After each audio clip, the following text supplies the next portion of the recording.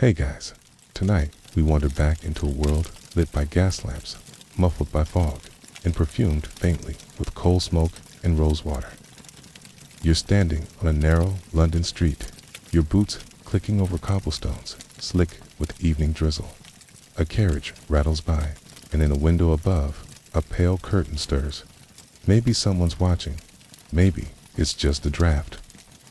Welcome to the age of superstition. Wearing a top hat, the Victorian era where science is supposedly ascendant, yet every creak in the floorboards still hints at something spectral. You probably won't survive this socially, at least if you accidentally wear mauve to a funeral or open an umbrella indoors. So, before you get comfortable, take a moment to like the video and subscribe, but only if you genuinely enjoy what I do here. Drop a comment with your location and local time. I want to know who's joining us in the shadows tonight. Now, dim the lights. Maybe turn on a fan for that soft background hum. And let's ease into tonight's journey together. You step into the parlor, the heart of every respectable Victorian home. And the first thing that hits you isn't the scent of teats, the weight of ritual. Here, superstition isn't fringe, it's furniture. Every movement, every object has a coded meaning. That polished black mirror, draped in lace, if someone dies. The ticking clock, stopped at the moment of passing, to keep the soul from losing its way. You feel the hush that hovers around polished mahogany, kind of reverence, laced with anxiety. Victorians, you realize, are obsessed with controlling the uncontrollable. Death, love, luck, these aren't private matters, but highly choreographed performances. If you knock over the salt cellar, you fling 3 pinches over your left shoulder to blind the devil. If the cat sneezes, you half expect someone to declare it a prophecy. The age is industrializing fast, yet its people live in a delicate negotiation between steam power and spirit power. Take mourning, for instance, the gold standard social superstition.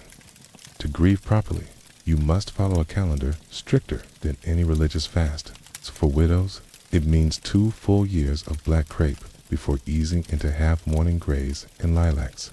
Queen Victoria herself set the model after Prince Albert's death in 1861, plunging the empire into a 40-year mood swing of black silk and solemn etiquette.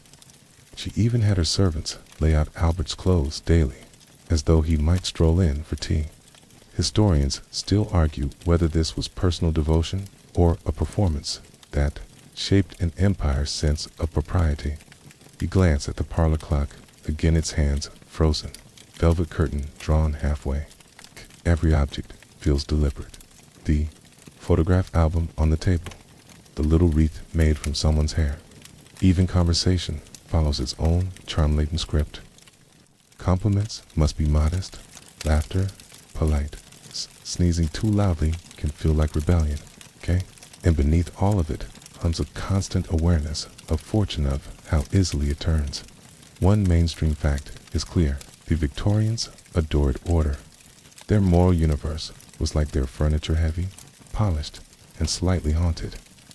Etiquette manuals sold in the millions, each one offering safety through precision. Do this, and society won't collapse. Don't do this, and the devil may take the hindmost. But a quirky tidbit lies in how often these manuals contradicted each other. One claimed that a widow should veil her face entirely for 12 months. Another said a year and a day was sufficient.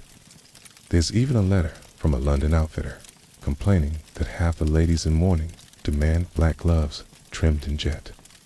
The other half denounced them as indecently lively. Imagine Yelp reviews for grief couture as you move through the parlor.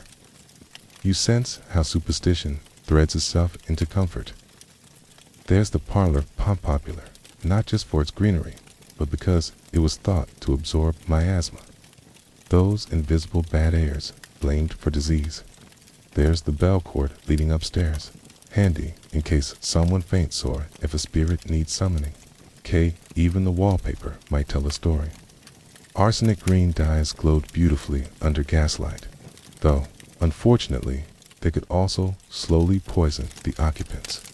No wonder people kept windows cracked open for luck. Sometimes luck just meant ventilation.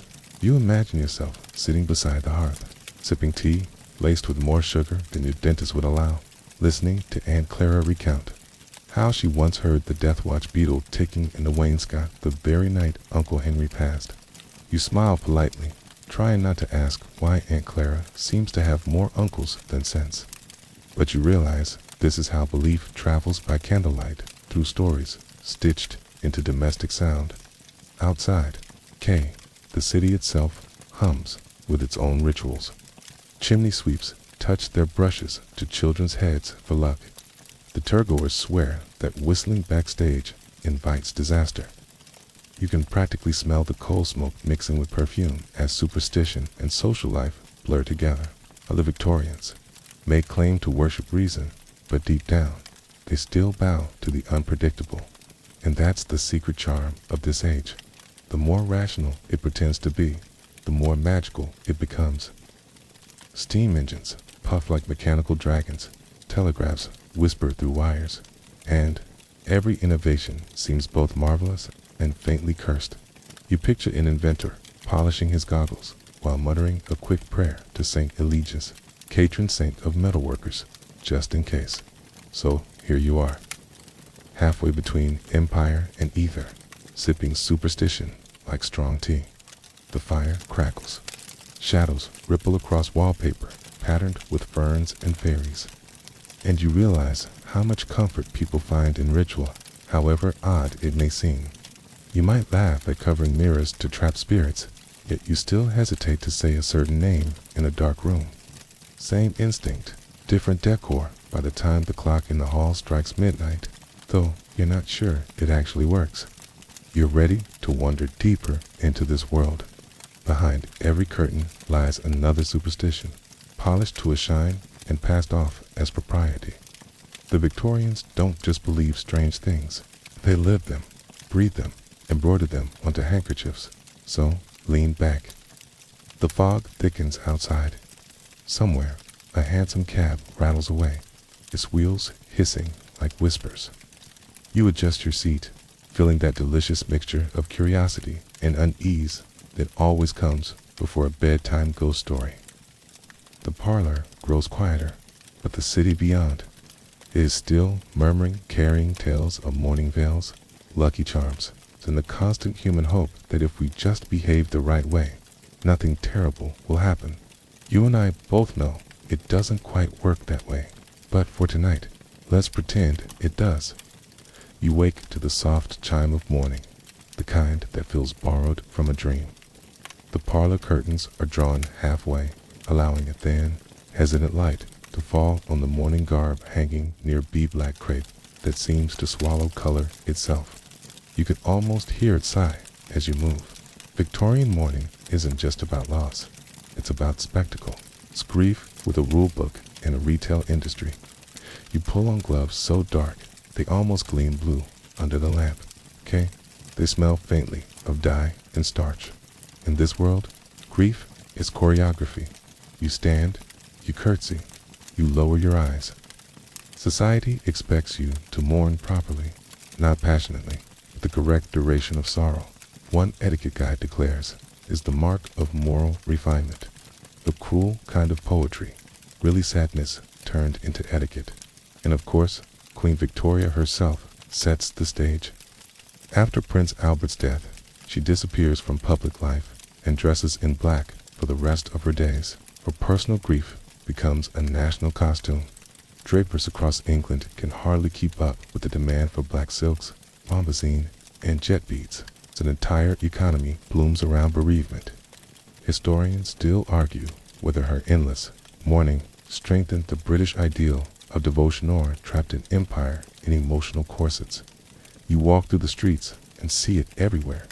Shop windows dressed in black, mourning stationery with thick borders. Even postmen instructed to handle condolence letters with special care. Mainstream fact. Mourning warehouses, really, existed, catering exclusively to those navigating bereavement.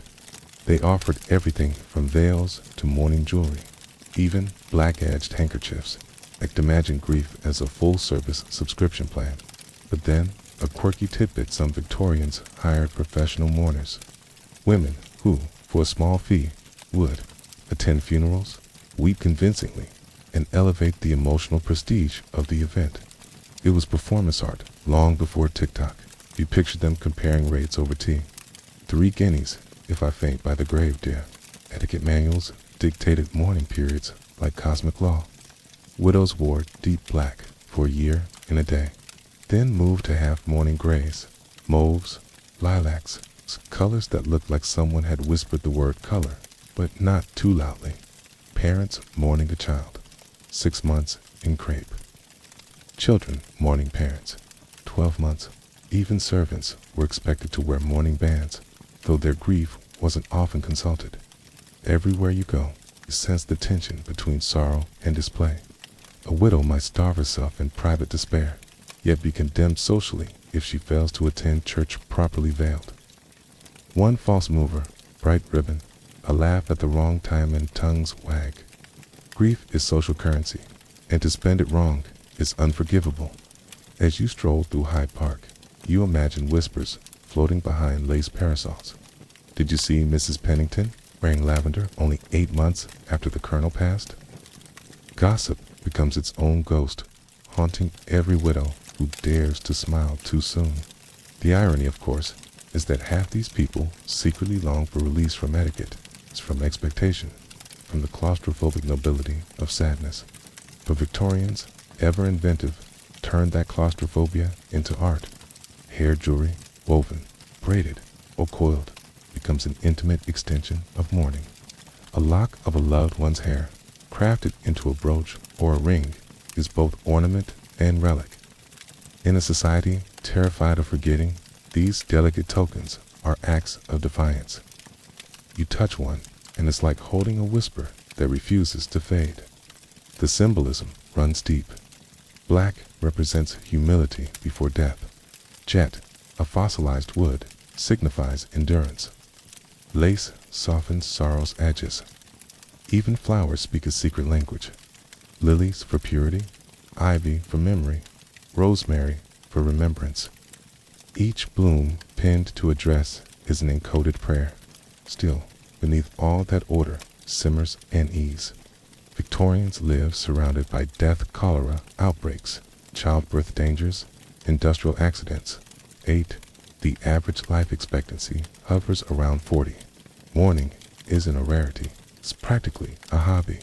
And maybe that's why superstition thrives here. When science can't explain why one child survives and another doesn't.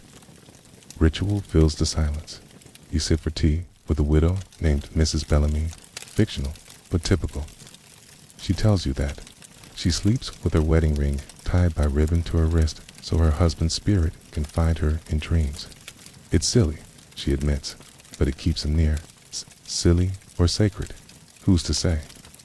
Historians still argue whether such acts were faith or psychological survival. The parlor clock ticks again funny. You could have sworn it had stopped last night, Tan. You think about how grief organizes time. The Victorians mapped sorrow onto calendars like colonizers marking territory. Month by month, color by color, emotion by etiquette. And when morning finally lives, it's a kind of social resurrection. You can wear pearls again. You can attend concerts. You can breathe without apology. But there's also the private rebellion, the widow who sneaks a crimson ribbon into her bonnet, the family who refuses to shutter their mirrors, the housemaid who keeps a secret charm tucked in her pocket to keep the dead from calling. Every superstition is both comfort and control. And perhaps that's the essence of the Victorian mind, building rules not to suppress emotion, but to survive it.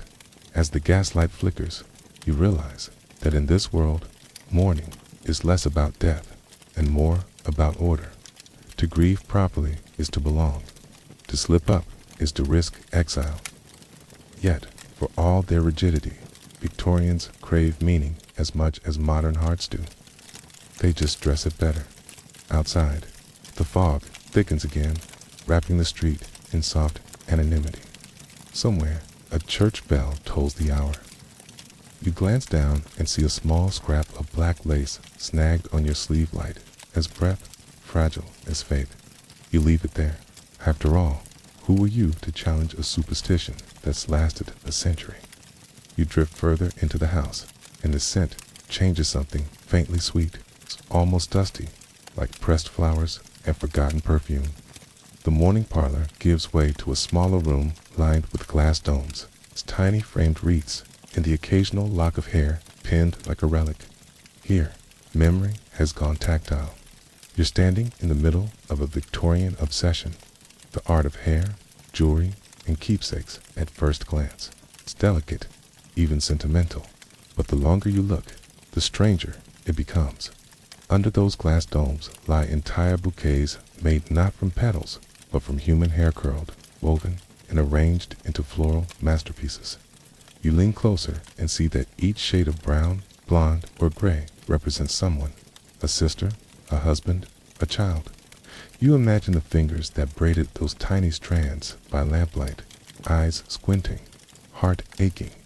It's love disguised as craft hand, maybe a little witchcraft.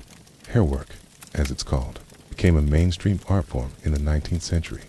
It was both fashionable and macabre, found in aristocratic homes and modest cottages alike. A mainstream historical fact.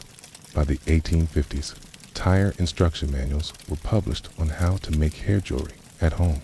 You could even buy kits complete with patterns, wires, and miniature looms.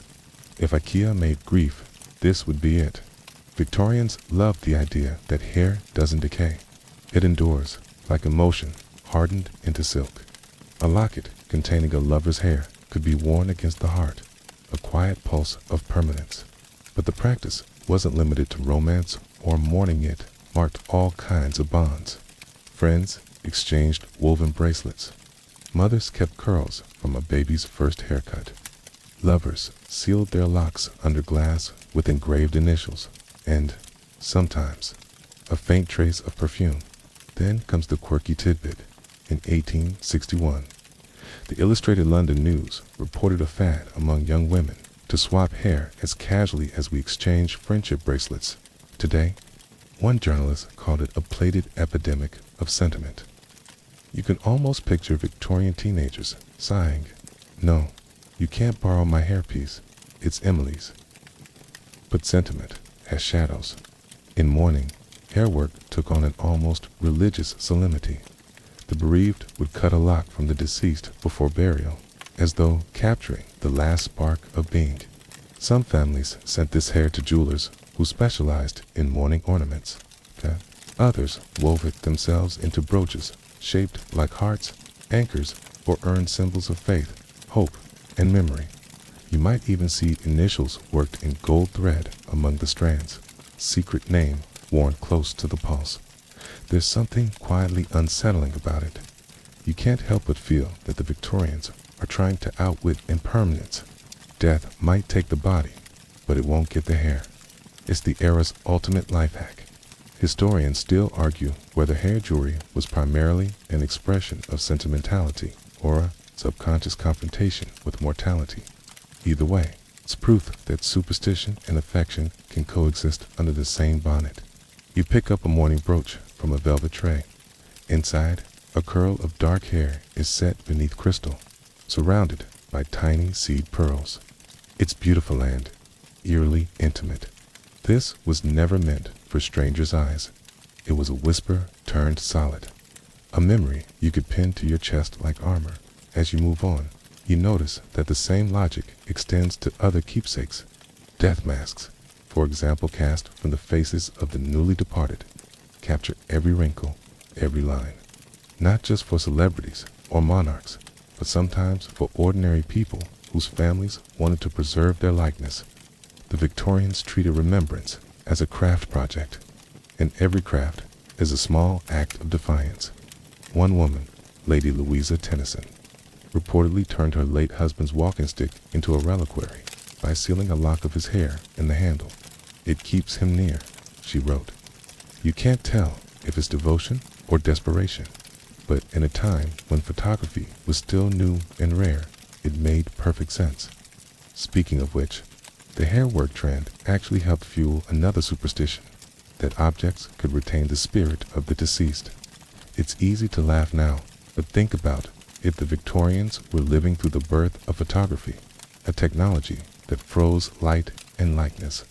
If a mirror could trap a reflection, maybe a locket could hold a soul. And yet, there's gentleness in the ritual.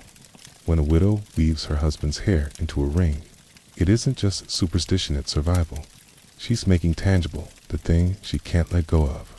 You sense it in every twist of wire, every loop of hair, the need to keep love within reach. Even when it's gone, in the flicker of gaslight, the glass domes shimmer faintly. You can almost see your own reflection merging with their modern curiosity, meeting ancient longing.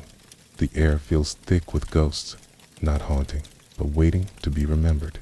You run a finger along a framed wreath-eyed strands, so fine they could be spider silk. Beneath it, a small handwritten note reads, "To remember, not to mourn." A distinction feels important. The Victorians weren't simply wallowing in grief. They were trying to build continuity between worlds. Okay? Joke, to lighten the mood, you wonder what a Victorian influencer would have posted. #DIY hair wreath tutorial. Keep your loved ones close. Literally, you can almost hear the ghost of Charles Dickens groaning from the beyond. But here's the thing, you can't entirely mock it, because even now, people keep ashes in necklaces, tattoos in loved ones' handwriting, voice recordings on old phones. Maybe we've just swapped hair for hard drives. The impulse is the same, to make memory physical as the gaslight flickers. You realize that the Victorians were sentimental engineers, turning emotion into artifact. Their superstition wasn't about fear so much as control, anchoring memory in matter. And maybe that's what makes their keepsakes so haunting. They remind you that love and superstition share a border. So then, you could weave it into a ring. You place the brooch back on its velvet cushion, and as you do, a stray curl catches the light, glinting like spun gold. You tell yourself it's just hair, just art, just history, but part of you isn't entirely sure. You step softly into the next room, where everything is eerily still to still. Portraits line the walls, and in every one, the eyes seem to follow you. At first glance, they look like ordinary family photographs, but something about them doesn't sit right. The poses are stiff, the faces serene. You notice how the lighting falls across a cheek with unnatural precision, how a hand rests in perfect stillness. That's when it hits you. Some of these people aren't alive. Welcome to the unsettling art of postmortem photography, the Victorian ritual of immortalizing the dead through the lens of new technology. In an age where photography was still miraculous, the Victorians treated it almost like alchemy light capturing life. But what happens when life has already slipped away? The logic was simple. If chilling, death steals presence. Photography restores it. Families would call the photographer as they would a priest, setting up cameras beside the deathbed or propping the deceased in lifelike poses. The mainstream fact is stark. By the mid-19th century, nearly every photography studio in Britain offered memento mori portraits. For many families, it was the only photograph they would ever own. Infant mortality was heartbreakingly high. A post-mortem photo could be both farewell and first portrait. You can picture an exhausted mother sitting beside a tiny body swaddled in lace, eyes closed as if sleeping, her hand resting gently on the small chest. Sometimes, the deceased were posed with their living relatives' children arranged around a seated father or siblings clasping hands. The goal wasn't to shock, but to comfort, to capture continuity. The dead appeared alive. The living appeared composed. And in that careful blur between them, the Victorians found solace, a quirky tidbit from the early days. Photographers sometimes painted pupils onto closed eyelids or retouched negatives to make the dead appear more alert. Some even built adjustable metal stands, posing stands, to keep bodies upright. You can almost hear the camera operator muttering, "Hold still," with unintended irony. And yet, For all its morbidity, the practice carried deep tenderness. These images weren't hidden. They were displayed, sometimes in lockets or family albums labeled simply in remembrance. A visitor flipping through might pause at a page and whisper, "That's little Clarice died of scarlet fever." There's grief in it, yes, but also reverence. The Victorians didn't shy from death. They tried to domesticate it. You move closer to a photo and notice something else. The backgrounds are often bright, filled with flowers or drapes. Death isn't portrayed as darkness, but as sleep. A young girl reclines on a chaise, a small book in her hands. The caption beneath reads, "Asleep in Jesus." It's less a farewell than a gentle insistence that you'll wake again somewhere better. Historians still argue whether these photos reflected religious conviction or social denial. Were Victorians comforting themselves with faith or staging elaborate illusions to avoid confronting loss? Perhaps both. Faith made it bearable. Photography made it visible. You find yourself oddly moved. There's something profoundly human about trying to hold on to presence through an image. Even now, we scroll through old photos of people we miss, searching their faces for echoes of connection. The Victorians just did it more literally, capturing the final moment before memory faded completely. Some photos, though, are undeniably eerie. You can tell which are post-mortem, not by the pallor, but by the stillness the way fabric lies perfectly, the absence of motion in the smallest details. The living blink, breathe, tremble. The dead don't. Yet the Victorians found that stillness beautiful. Even sacred, of course, superstition seeped into the practice. It was said that a camera could steal the soul, an idea borrowed from older folklore. So, naturally, if the soul had already left the body, a photograph could perhaps catch it on its way out. One spiritualist journal even claimed that blurred light spots in certain photos were departing spirits caught in the act. Imagine Victorian Reddit threads debating ghost pixels. You glance at a photograph of a family, mother, father, 2 sons, and a baby. Everyone's eyes meet the camera except the baby's. The caption reads, "Taken the day before burial." The air around it feels heavy. You can't help wondering what it meant to live in a culture where grief wasn't hidden away but displayed, framed, honored. We might find it morbid. They found it merciful. Photography also became a form of supernatural inquiry. Early spiritualists like William Mumler claimed to capture spirit photographs, images showing faint, ghostly figures hovering behind the living. Most were proven fakes, of course, created with double exposures. But for Victorians desperate for proof of the afterlife, they were revelation. Even Mary Todd Lincoln sat for a spirit portrait after her husband's death, reportedly comforted by the faint outline of Abraham standing behind her. You can't help but smile at the contradiction. A society obsessed with reason and invention, using the latest technology to chase ghosts. That's peak Victorian energy right there, half laboratory, half seance, a small joke to cut the tension if Instagram had existed. You can imagine captions like "Resting Eternally, Victorian Vibes." Grim, but accurate and still. Beneath the unease, there's tenderness. These images weren't meant to horrify. They were acts of love. They said, "You mattered. You were here." The camera became both confessional and altar. As you step back from the photographs, the flicker of gaslight catches the glass, and, for a fleeting moment, it looks like one of the figures moves. You blink. It's only reflection, or maybe, as a Victorian would say, something that refuses to stay still. The parlor door creaks open, a sigh from the past, inviting you onward. The deeper you wander into this world, the more you sense how superstition, grief, and technology entwine, each trying to outwit oblivion.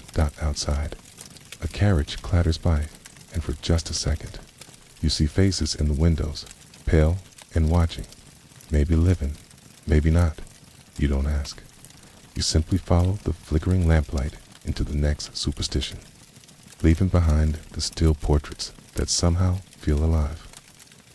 You climb a narrow staircase that smells faintly of candle wax and rose water, and when you reach the landing, the air feels different, charged, almost expectant. Behind a closed door, you hear voices murmuring, a faint tap on wood, then silence. A few heartbeats later, another tap responds.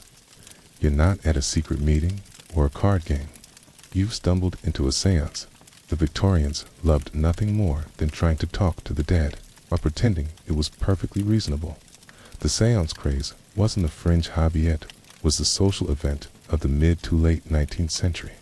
Picture parlors across Britain dimmed to a faint candle glow, a circle of gloved hands resting on a polished table, and someone whispering, "Is anyone there?" Spoiler, there usually was, especially if the host had paid well. Mainstream historical fact. The spiritualist movement officially began in 1848 with the Fox Sisters of Hydesville, New York, whose mysterious spirit raps claimed to summon the departed. Within months, the phenomenon crossed the Atlantic, enchanting Britain. By the E10 by Lil S, seances were as fashionable as afternoon tea. Even respected figures like Sir Arthur Conan Doyle and Alfred Russel Wallace defended spiritualism as scientific inquiry. Imagine Charles Darwin at one end of the century evolving species, okay? And Doyle at the other end, evolving ghosts. You step inside the dim room. The curtains are drawn, mirrors covered in black cloth to prevent spirits from being trapped. Candles flicker like nervous eyes.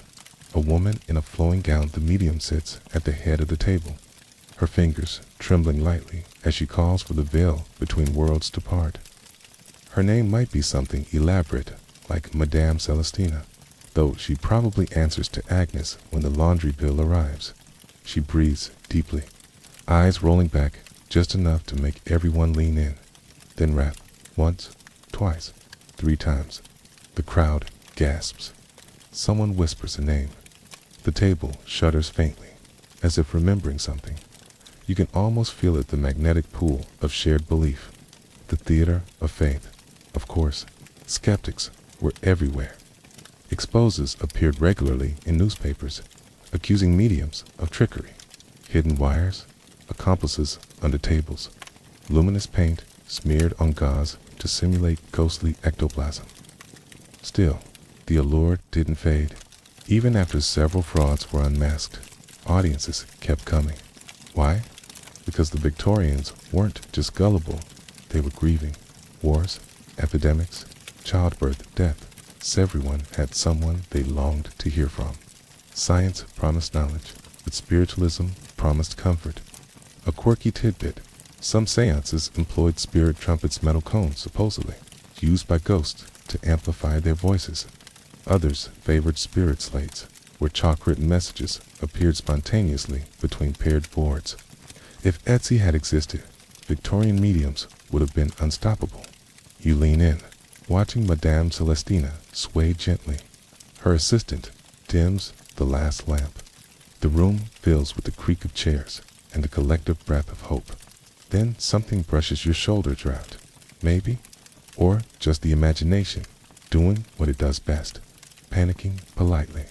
Spiritualism, in its own odd way, became a bridge between faith and modernity. It dressed old beliefs in new technology. Telegraphs had just taught people that invisible messages could travel through wires. Why? Not between worlds.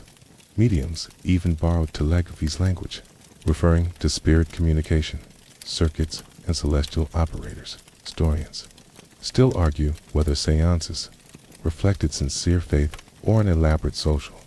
Came a safe rebellion for those tired of stiff Anglican order.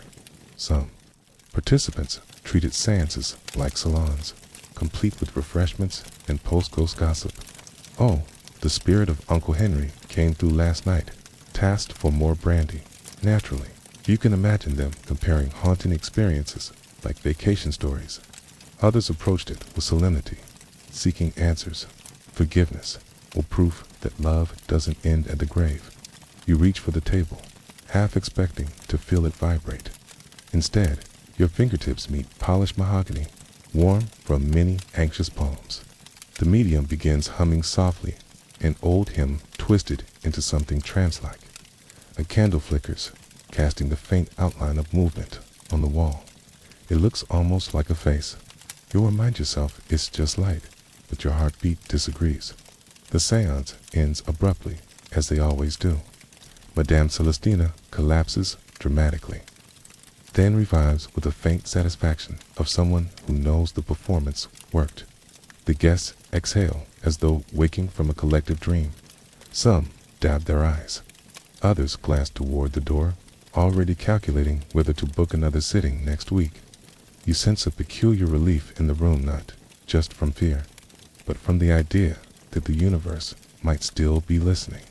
One gentleman, a scholar, judging by his spectacles, leans toward you and whispers, "It's merely a psychological projection, of course, but one prefers not to test the spirits too rudely." It's Victorian rationalism in a nutshell, disbelief wrapped in politeness. Later that night, as you step back into the foggy street, the echoes of those taps seem to follow you. Every creak of a lamppost, every carriage wheel over cobblestone, sounds like an answer to an unspoken question. And maybe that's the real secret of the seance. It's less about ghosts than about human longing. Even modern audiences would recognize that need. Replace the candlelit table with a Ouija board or a ghost hunting app, and the impulse remains the same. We still want connection. We still want proof. We still lean toward the silence, hoping something will tap back. You can't help but grin, thinking how some seances got out of hand. One 1870s report describes a spirit manifestation where an impatient participant accidentally overturned the table, exposing a hidden spring mechanism and a rather embarrassed medium crawling underneath. The paper dryly noted that the spirit departed hastily through the window. You'd almost admire the theatrical flair as you walk home through the London mist. The gas lamps flicker, turning fog into shifting shapes. Somewhere, a door slams, and you pause not in fear, but in that strange thrill the Victorians knew so well, the delicious uncertainty between skepticism and belief. Maybe there's nothing there. Maybe there's everything deepens. The last whisper of Madame Celestina's voice lingers. The veil is thinner than you think. You smile because she's right. Between science and superstition, reason and wonder, the Victorians left that veil forever trembling. You wake to the creak of the same old house, sunlight barely edging through lace curtains. But this morning feels different, lighter somehow, as if the spirits have gone back to sleep. You stretch, glance at the crooked picture frame on the wall, and because you're now halfway Victorian yourself, you feel an irrational urge to straighten it. Superstition, after all, thrives in routine. The Victorians saw omens everywhere. Every flutter of a curtain, every flicker of a candle could be a message from fate. You step into the hallway and notice a tiny crack in the mirror. Bad luck, obviously, but you don't panic yet. There's a protocol for that. Turn around 3 times, touch the wooden banister, okay, and mutter something vaguely apologetic to the household spirits. There, crisis averted. They weren't being silly, really. They were managing anxiety before the word anxiety existed. Industrial London was unpredictable disease, poverty, and coal smoke clouded daily life. In a world where disaster felt random, superstition gave people a sense of agency. Drop a fork. Company's coming. Spill salt. Toss some over your left shoulder to blind the devil. It's chaos management disguised as charm. A mainstream fact. Even the upper classes supposed bastions of reason consulted omens regularly. Newspapers printed columns explaining the meaning of dreams. From teeth falling out, death or deceit, to flying unexpected success, possibly due to gaslight fumes. Meanwhile, household manuals included entire sections on unlucky days for cleaning or baking, because apparently even bread had moods. You wander into the kitchen, where a maid hums softly while cracking eggs into a bowl. "If it's a double yolk, miss," she says with a wink, "someone's too wed." Sure enough, two yolks slide into the pan. You suddenly understand how superstition sweetened the grind of daily life. It wasn't just for writ, it was play, a quirky tidbit, one London etiquette. Guide actually warned against spilling ink on a Tuesday, claiming it would draw correspondence of sorrow. Historians still argue whether the author was superstitious or just bad at writing letters. Victorian superstition thrived on symbols, birds, bells, mirrors, even shoes. If a raven perched near your window, it foretold death. If a robin entered the house, it brought good news. Horseshoes above doors guarded against witches, but only if hung points upward, downward. The luck leaked out, obviously. And heaven help you if you crossed knives on the dinner table. It meant quarrels. Superstition turned the home into a miniature cosmos, with its own weather system of luck and peril. Candles flickering to low signaled a ghost's presence. If a picture fell off the wall, someone connected to it might soon die. When a clock stopped unexpectedly, people didn't rush to windy, they whispered prayers. You notice that even modern rituals echo theirs, knocking on wood, throwing spilled salt, saying bless you after sneezes, all Victorian staples with medieval roots. We still perform these little dances, though logic alone can't quite protect us. The Victorians, of course, codified everything. Whole almanacs listed lucky and unlucky signs. January was a good month for travel, but terrible for weddings. April favored new business ventures. Unless it rained, then you were doomed. Cats, black or otherwise, were deeply confusing. Lucky if they crossed your path, unlucky if they followed you home. One popular rhyme went, black cat, cross my way, fortune's mine, another day. Unless, of course, you were Scottish, in which case it meant the opposite. So yes, even luck was regional. You step outside into a fog-damp garden, birds chattering like gossiping ants. A magpie lands on a fence post, one for sorrow, two for joy.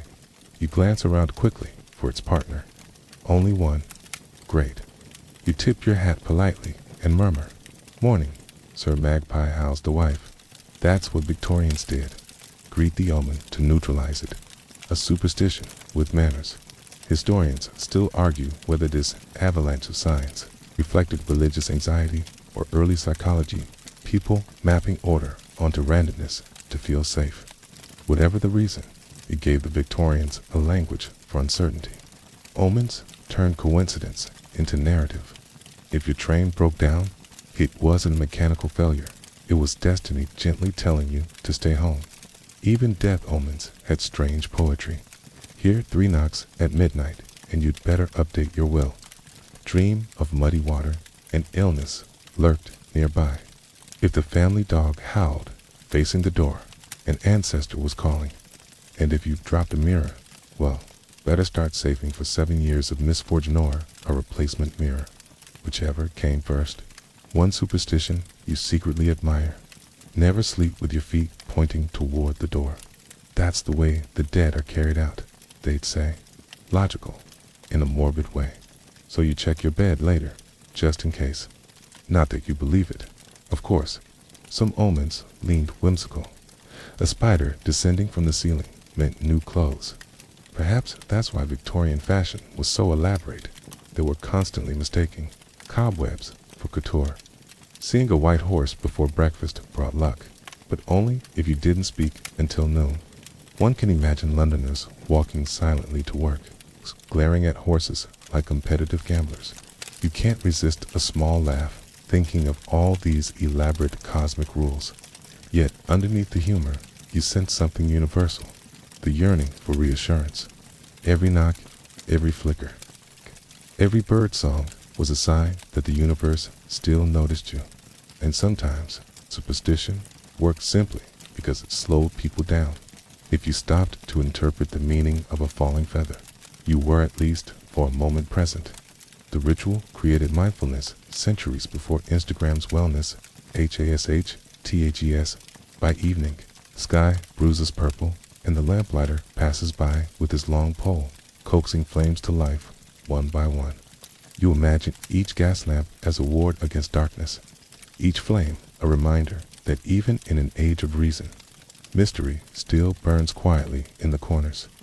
You head back inside, and the maid is still humming something soft, something hopeful.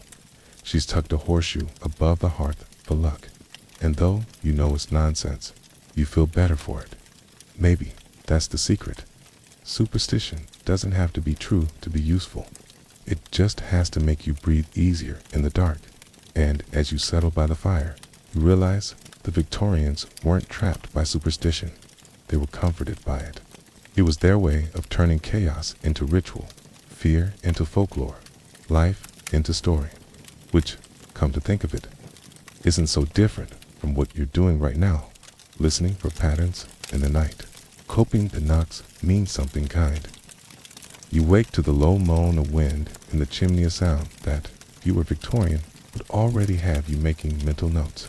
A restless breeze meant spirits passing, according to old wives' tales, and one didn't ignore a draft in this house. But don't worry. Tonight's not about omens in the air. It's about the things Victorians hid inside their homes to keep trouble out. Every age has its security systems. Today, we've got doorbell cameras. The Victorians had witch bottles. You descend the staircase, the wood polished from generations of anxious hands. The parlor feels warmer now, though a faint smell of metal and vinegar lingers beneath the hearthstone, tucked away centuries ago. There might still be one of those bottles, an old glass flask filled with pins, nails, and maybe, brace yourself, a few drops of urine. It's not a joke. It's one of the strangest real practices in English folklore, a mainstream historical fact. Archaeologists have unearthed dozens of such bottles in Victorian-era homes and public buildings, including one beneath the floor of an Essex tavern dated to around 1850. The theory: the sharp objects and bodily traces trapped malicious spirits or curses aimed at the house's inhabitants. It's protection magic by way of plumbing. You imagine a housemaid quietly sealing one beneath the hearth, muttering a charm she learned from her grandmother. Not superstition, exactly insurance. That's the Victorian genius, blending folk belief with domestic comfort. If a family worried about bad luck, they might hang a sprig of rohan or holly above the door, symbols of divine protection. Horseshoes were mounted not just as decor, but as literal guardians. Iron, after all, is believed to repel, which is the industrial age's accidental exorcism material. A quirky tidbit: chimney sweeps were considered walking good luck charms. Brides paid them to attend weddings, sometimes even to kiss the bride's cheek. A sooty blessing, Victorian style. The custom supposedly began when a sweep once saved King George II from a runaway horse, and ever since, the profession carried supernatural favor. Historians still argue whether it was sincere belief or just a clever PR campaign for men perpetually covered in ash. You stroll through the kitchen, noticing small touches that once held huge meaning. A broom leaning upright in the corner to stand guard. A mirror hung opposite the window to reflect misfortune before it enters. An iron key placed under the pillow to ward off nightmares. Every object had potential. You didn't just decorate your house, you armed it. Victorian homes were paradoxes of reason and magic. Gaslight flickered on marble mantels beside tiny amulets in St. Christopher medals. A Bible sat open on the table, not just for devotion, but as a talisman. Servants whispered charms against broken china. Housewives muttered over bread dough to make it rise with goodwill. The modern world was arriving, but the old protections refused to retire. You sit by the fireplace, running your hand along the bricks. Inside these walls might be shoesy shoes. The Victorians often bricked a worn-out shoe inside chimneys or under floorboards to trap spirits or mischievous fairies. The logic was oddly specific, since shoes carried the imprint of their owner's feet. Any wandering ghost drawn to the scent of life might be satisfied by the decoy. Let the dead chase the shoe instead of the soul. One folk rhyme goes: practical, if slightly absurd, Everyday superstition turned domestic life into a quiet ritual. People salted thresholds to purify them, rang bells to chase away storms, and burned sage long before it was Instagram chic. Even certain animals got drafted into home defense. Black dogs were thought to guard families from evil eyes. Cats, with their uncanny stares, were considered both protectors and suspects, depending on who you ask. As you explored the sitting room, the polished surfaces gleamed like still ponds. You can almost feel the layered energy of a household that prayed and panicked in equal measure. The Victorians never saw contradiction in crossing themselves after sneezing, then performing a folk spell for good luck. Why choose between faith and folklore when both might work? Historians still argue whether such rituals represented genuine belief or cultural, inertial habits surviving out of nostalgia rather than fear. But in practice, they offered comfort. The witch bottle beneath the hearth wasn't just about banishing curses. It was about feeling safe in an unpredictable world. You imagine a storm rolling through London, thunder rattling the window panes. The family gathers in the parlor, lamps dimmed. The father recites Psalm 91, while the mother tosses a pinch of salt into the fire chest, in case. Lightning flashes, illuminating rows of glass curios and pressed flowers. For one trembling instant, the supernatural feels close enough to breathe. Then the thunder fades, and everyone smiles as if they've won something. You can't help but smile, too. Modern life isn't so different. We still hang lucky charms from rearview mirrors. Knock on wood. Avoid unlucky numbers in hotel rooms. The Victorians just took it further, ritualizing safety until it became a kind of art. Some of their domestic protections were oddly beautiful. Tiny witch balls, glass spheres filled with threads and glittering shards, hung in windows to catch bad spirits' reflections. They look suspiciously like Christmas ornaments, which spoiler probably evolved from them. One woman's anti-witch device is another's festive decor. You wonder what it must have felt like to live in such a home, to believe that everything around you, every trinket, nail, or mirror had purpose. You might walk from room to room at night, whispering thanks to each guardian charm. And even if it was superstition, it kept you mindful. The act of caring for your home became a prayer in motion, a soft joke to lighten the air. Imagine calling a Victorian repairman to fix a broken witch bottle. Sorry, madam, we're fresh out of cursed pins till Thursday. You sit back, fire crackling, the faint hum of wind still in the chimney. Maybe there is a bottle up there filled with pins and secrets. You'll never check you're too fond of the mystery, because deep down, the Victorians understood something we often forget. Safety is half architecture, half imagination. You protect what you love by believing in it fiercely, whether that's a shoe in a wall or a prayer whispered into the dark.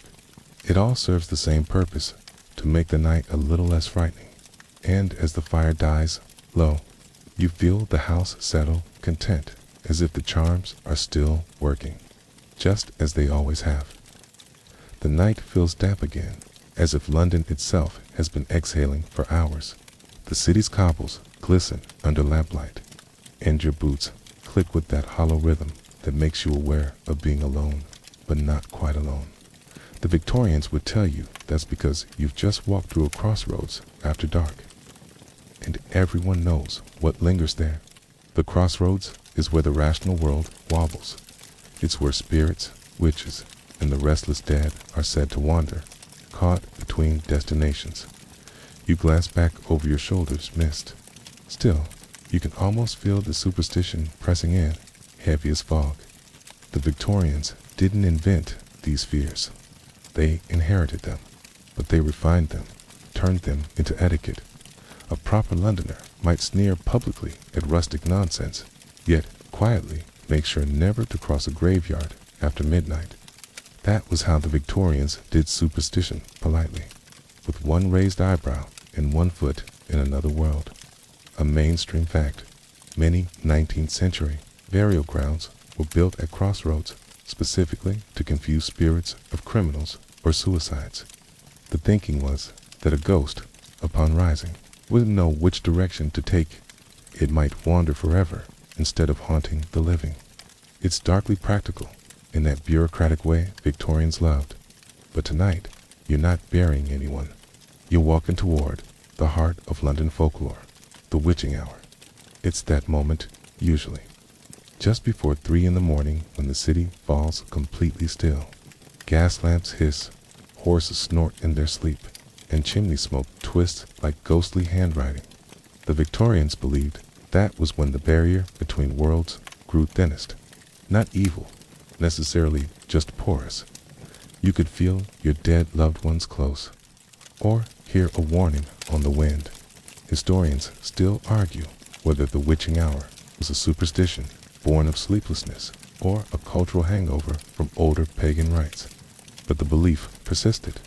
In drawing rooms and tenements alike, people whispered of spectral visitors who arrived between the tolling of 2 and 3. You imagine the soundscape, clocks ticking in the dark, every chime a little pulse of dread. You picture yourself as a Victorian insomniac huddled by the fire, convinced that each flicker of shadow might be something other. And of course, you'd check your protections. A Bible on the nightstand, salt at the threshold, maybe even a small bell near the window, because bells, they said, startled spirits into fleeing. But London was a city of contradictions. While some feared the supernatural, others chased it for entertainment. Seances, ghost photography, and spirit cabinets became dinner party amusements. You could walk down Regent Street and buy an invitation to the next great haunting. Still, superstition had a darker side rules meant to keep death at bay. The Victorians believed that certain actions could invite disaster, so they avoided them religiously. No whistling indoors. It summoned demons. No opening umbrellas under roofs. It tempted misfortune. No pointing at graves. It called the occupants' attention. And definitely no singing while cooking unless you wanted to marry an old man. Okay, quirky tidbit. Many homes kept a spirit chair in the corner, left intentionally empty so ancestral ghosts would have somewhere polite to sit. You could even buy specially carved chairs for this purpose, upholstered in somber velvet and marketed as consolation seats. Imagine the sales pitch. Madame, 1 extra cushion for your dearly departed. The crossroads superstition ran deep through literature. 2. Poets wrote of lost souls bargaining with devils there.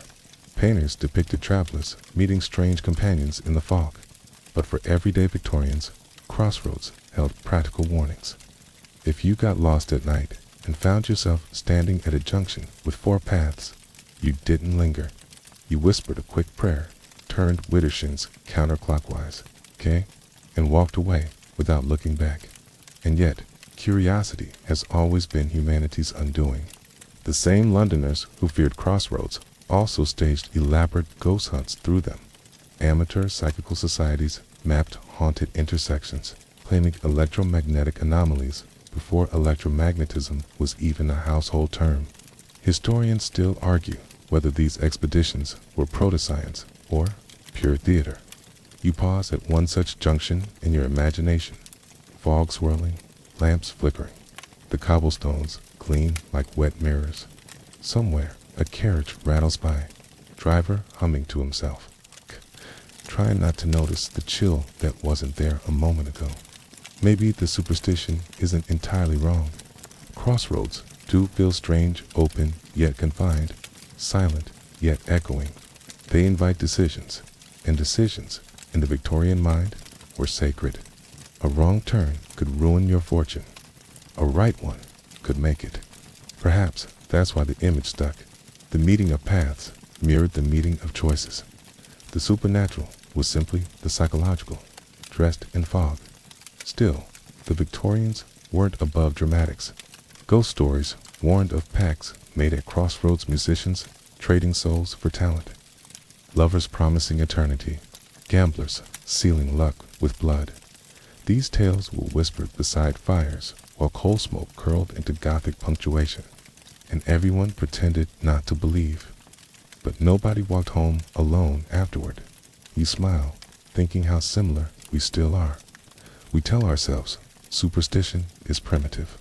Yet we'll cross our fingers before an interview, avoid the 13th floor, or reread a text because it feels unlucky. Crossroads have just moved into our heads. You glance again at the imagined street. A cat darts across, tail high a black one, naturally. Somewhere, a clock strikes 3. You listen, expecting something, though you can't say what. The air shifts slightly, like a held breath. And then, just as quickly, it's gone. Maybe that's all superstition ever was. A way to explain the unexplainable moments when reality ripples and you sense something vast peering back. The Victorians gave those ripples names. Ghosts, devils, omens. We call them algorithms. Anxiety, déjà vu. Different vocabulary, same chill. You turn homeward through the mist, boots echoing softly. Behind you, the empty crossroads waits, patient as ever, holding all the paths not taken. Somewhere, faintly, a church bell tolls 4. The witching hour is over, and the city exhales again. You wake to a quieter London.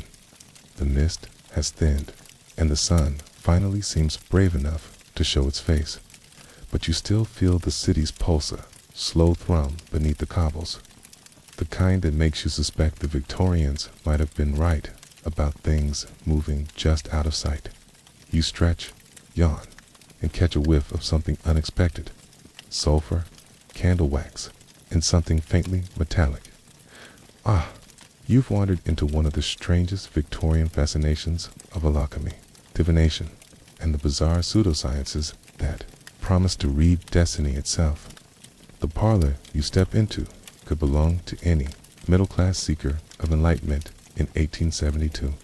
Heavy drapes, a globe, a stuffed owl for ambience. On the table sits an array of odd instruments. Phrenology bust, crystal ball, tarot deck, even a mysterious brass contraption humming faintly part microscope, part nonsense. It's the 19th century equivalent of a self-help podcast with props. Victorians were obsessed with knowing. They wanted the world demystified, but not too much. Science had unseated religions, certainties, and into that gap rushed 1,000 softer certainties.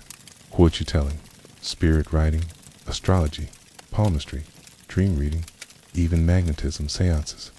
Anything that gave shape to uncertainty was welcome. A mainstream fact. Phrenology, the science.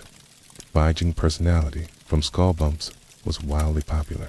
Entire salons hosted cranial consultations where gentlemen in waistcoats would measure your head and declare, ah yes, an excellent curvature of benevolence. It sounds ridiculous now, but even educated Victorians believed it could predict criminal tendencies or artistic genius. You trace a finger along the phrenology bust before you, its tiny labeled regions spelling out humanity like a map. Hope, combativeness, secretiveness, amativeness. You can't help but laugh half. The head is basically a horoscope carved in plaster. A quirky tidbit. One popular London phrenologist, Lorenzo Fowler, sold pocket-sized character cards after readings so clients could carry proof of their temperament. Historians still argue whether he believed his own pseudoscience or simply realized it was profitable branding. But phrenology wasn't alone in the parlor circus. Palmistry reading the lines of the hand had a resurgence, combining ancient folklore with new Victorian flair. Housewives, debutantes, even officers queued to have their heart lines traced. Newspapers published diagrams so readers could self-diagnose their fates at home. The line of fortune curves thus for travelers and those of restless intellect, one article proclaimed, sounding suspiciously like a horoscope column.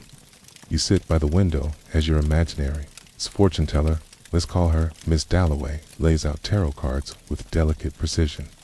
The fool, she murmurs, beginnings, the wheel of fortune change, the tower. She pauses dramatically, eyes glinting behind her lace veil. You resist the urge to ask for a refund.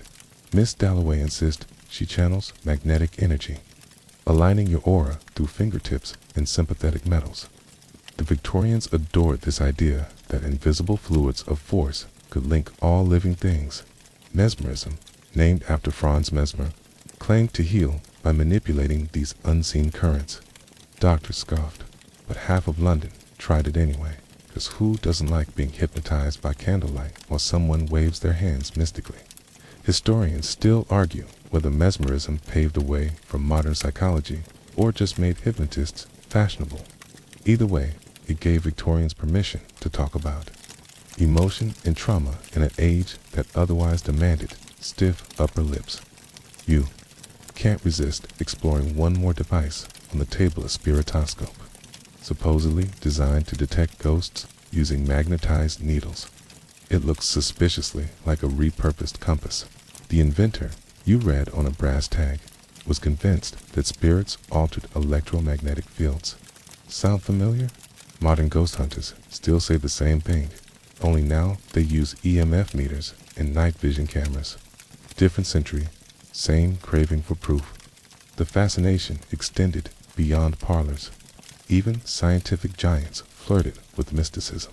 Sir Arthur Conan Doyle, creator of Sherlock Holmes, was a passionate believer in fairies and psychic phenomena.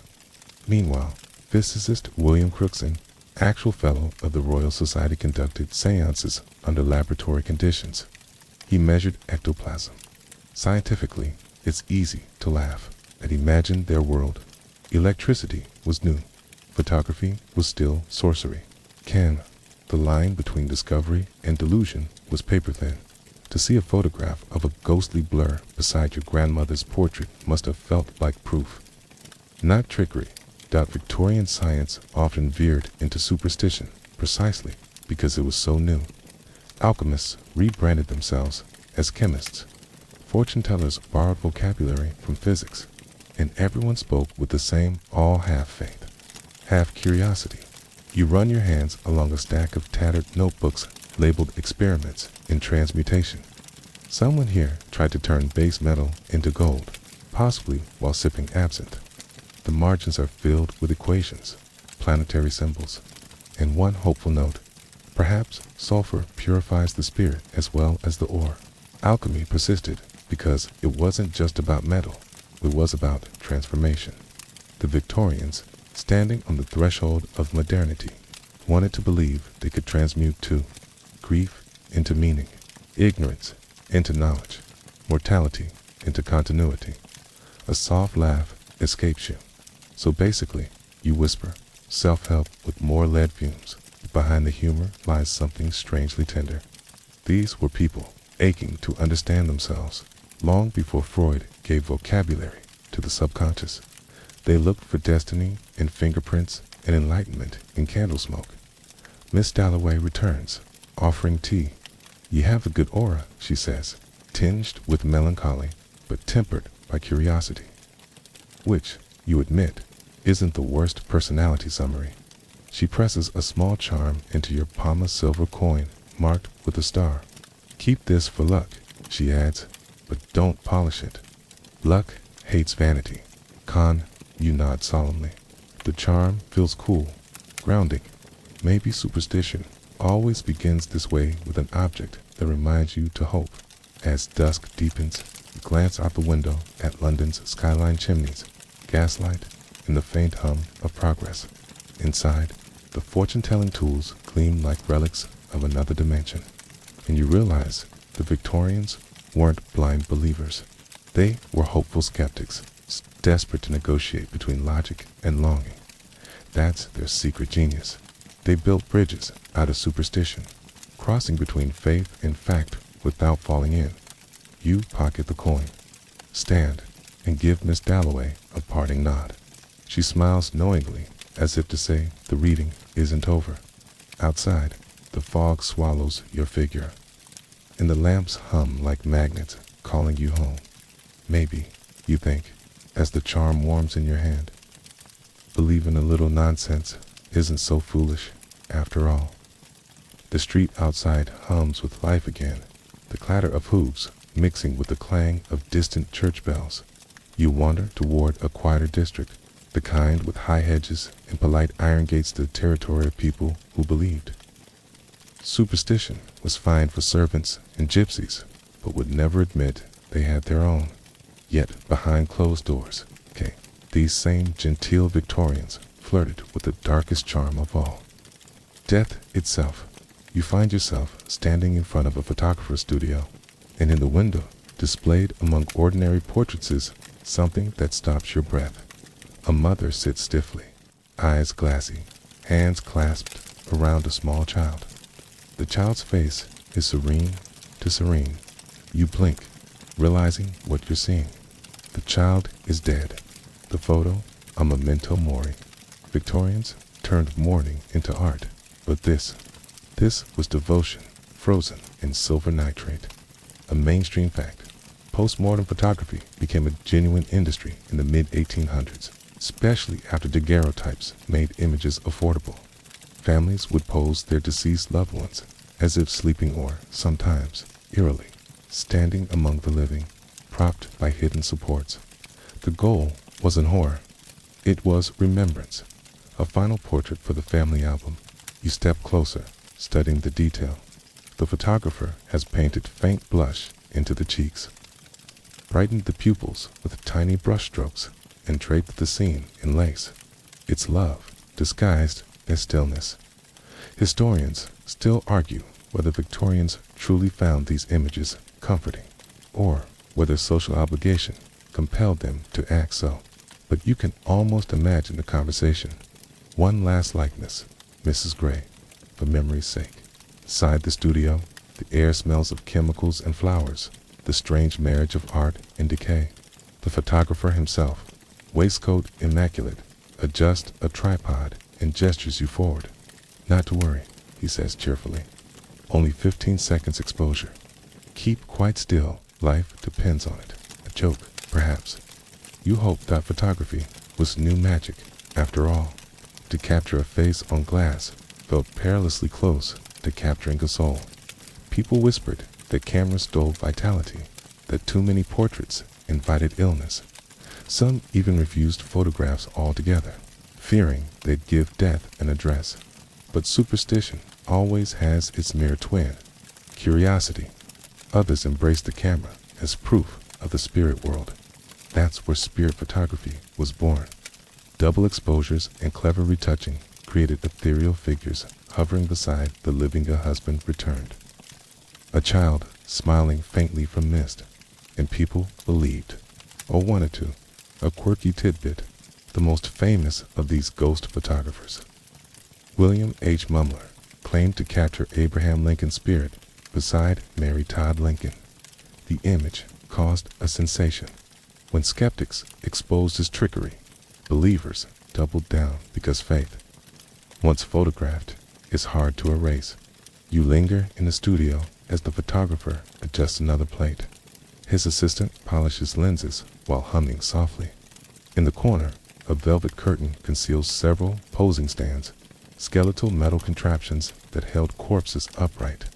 The sight sends a shiver through you, though you can't tell if it's revulsion or awe. The Victorians, for all their composure, faced death daily.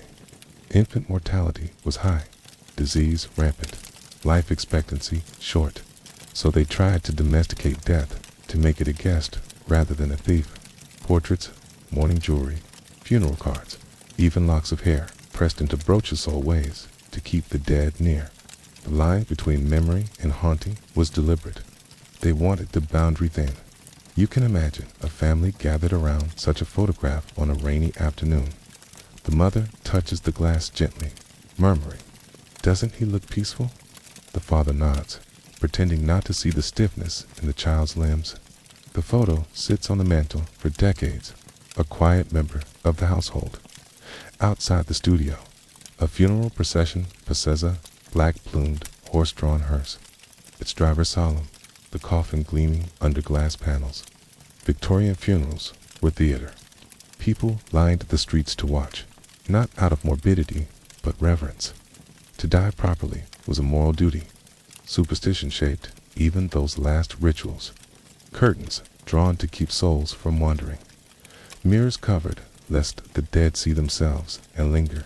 Clocks stopped at the moment of death to trap the spirit in time. Candles burned at both ends, literally to light the way. And always, flowers everywhere. Not just for beauty, but to mask decay and appease angels. The Victorians also believed in science after its death, windows mysteriously opening, favorite books falling from shelves, dreams thick with messages. Spiritualists insisted these were proofs of continued existence. Skeptics called them coincidences. Historians still argue whether these stories were comfort or control, an emotional economy where grief could be managed by ritual repetition. You pass a print shop next door, selling morning stationery edged in black. Letters of condolence were almost formulaic. It pleases me to express my sympathy. You wonder how many tears those formal words actually caught. Death was everywhere, yet always neatly packaged. Cemeteries became parks. Obituaries read like biographies of dignity. Even tombstones told stories in cold broken columns for lives cut short, clasped hands for farewell, weeping willows for sorrow. And then there's the superstition that lingers still, graves lined east to west, so that the dead might face the rising sun on Judgment Day. You imagine rows upon rows of sleepers waiting politely for dawn. But there was rebellion too. Some Victorians defied tradition by joining secret cremation societies, scandalous at the time. Cremation was seen as godless, even dangerous. Fire denies resurrection, one priest warned. Still, progress burned slowly through fear. You find yourself back outside, night approaching again. The lamplighter tips his cap, and the street glows with that soft orange haze. You glance once more at the photographer's window, at that frozen mother and child. Their stillness feels less eerie, now almost gentle. Like the hush before sleep, the Victorians, for all their superstitions, weren't obsessed with death so much as determined to make it manageable. They built beauty around fear, etiquette around loss, ceremony around chaos. Maybe we envy them that a choreography of grief where every step had meaning. You walk away, boots tapping softly, thinking of all the little rituals we still keep. The framed photos, the whispered rest in peace, the candles flickering on modern mantels. Perhaps superstition never dies. It just changes costumes. You wake to the muffled hush of fog pressing against your window, the city blurred to watercolor outside. Somewhere below, a milk cart rattles, a gull cries, and the world feels both ordinary and haunted. This morning's story begins not in parlors or graveyards, but in something far humbler teacup. A broom, a charm stitched into a coat. Because if the Victorians feared ghosts and adored seances, they also carried 1,000 tiny superstitions in their pockets, tokens for love, luck, and everyday survival. You sit at a kitchen table, worn smooth by decades of elbows. A pot of tea steams in front of you, the air thick with bergamot and gossip. In another life, you could be a Victorian housewife, apron tied, mind worry with small rituals. Never stir tea counterclockwise. It stirs up trouble. Never let your teaspoon rest in the cup. It brings arguments. And for heaven's sake, don't spill the sugar. That's not just wastefully means a stranger is coming. A mainstream fact, tea leaf reading or tasseography became a fashionable pastime in the 1800s, especially among women. The idea was that after you finished your cup, the leftover leaves would form patterned symbols of what fate held next. A heart meant affection, a ring meant marriage, a snake meant betrayal. One magazine called it the conversation of the unconscious with destiny. Not bad for something invented in a kitchen. You swirl your imaginary cup, kilt it, just so, and squint at the pattern left behind. It looks vaguely like a cat sitting on a hat. Ah, you murmur, that must mean I need more sleep. But not all Victorian charms were cozy. Some were surprisingly bodily.